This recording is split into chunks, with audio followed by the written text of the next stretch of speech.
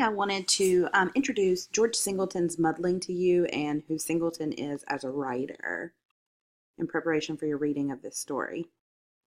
George Singleton was born in Anaheim, California in 1958, but he was raised in Greenwood, South Carolina.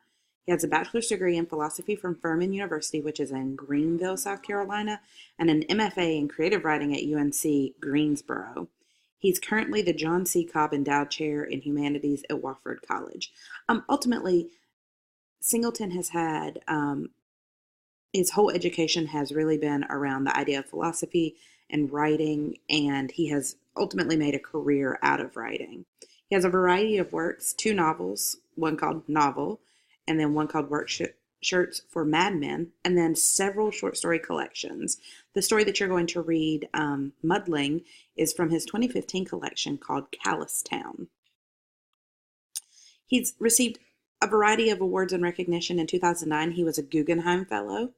In 2011, he won the Hillsdale Award for Fiction awarded by the Fellowship of Southern Writers. In 2013, he was awarded the John C. Cobb Endowed Chair in Humanities at Wofford College. In 2015, he was induced into the Fellowship of Southern Writers, and in 2016, he earned the John William Corrington Award for Literary Excellence. There's been quite a bit of press about his works. The National Public Radio noted that Singleton is a raconteur of trends, counter-trends, obsessions, and odd characters. In 2002, Mr. Singleton published The Half Mammals of Dixie, which was named a Book Magazine Top 5 Story Collections of the Year and an Amazon.com Top 10 Book of the Year. The Half Mammals of Dixie drew comparisons to the works of Flannery O'Connor and Harry Crews. Later in the semester, we'll read a short story by Flannery O'Connor. In 2004, the New York Times Book Review noted his collection, Why Dogs Chase Cars, saying that Singleton's hilarious insights come early and often. Then for Novel, published in 2005, they said Singleton's drollness and slow-release jokes sustain the narrative even during its wackier moments. And then finally, Kirkus Review noted of Novel that Singleton may have invented a new genre, call it the hoot. In 2006, the publication of another collection of stories, Drowning in Gruel, prompted the Atlanta Journal-Constitution to claim Singleton as the unchallenged king of the comic Southern short story. All of these compliments, if you will, tell us a lot about Singleton's work. First of all, he is known for humor. Additionally, we see that he's really kind of taking on this idea of what is trending and, what the counter trends to those trends are. There are a variety of recurring ideas and themes in his work.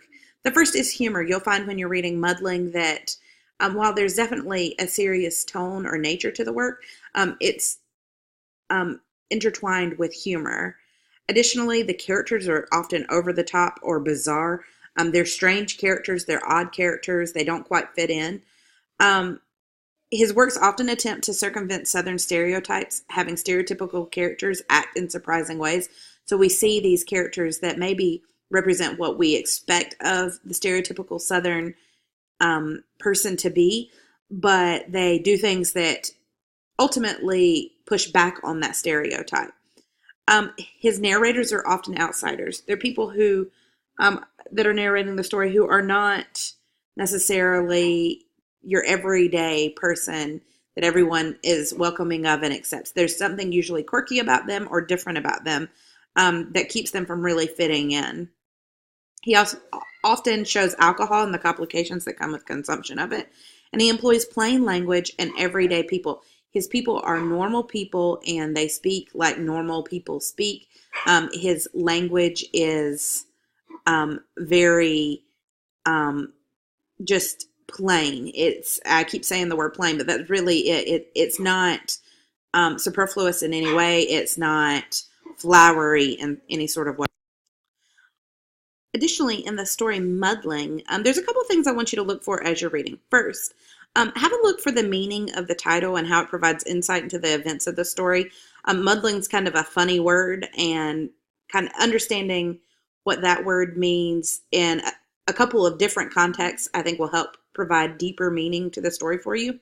The next thing want you to look for is how the typical Southern stereotypes are shown and how Singleton diverges from those stereotypes. How does he kind of circumvent those? How does he work around stereotypes, and why does he do that? More importantly, why?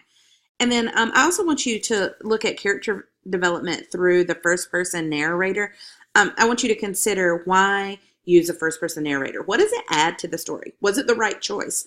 I think by looking at these three things, you will have the underpinning of really understanding the story better.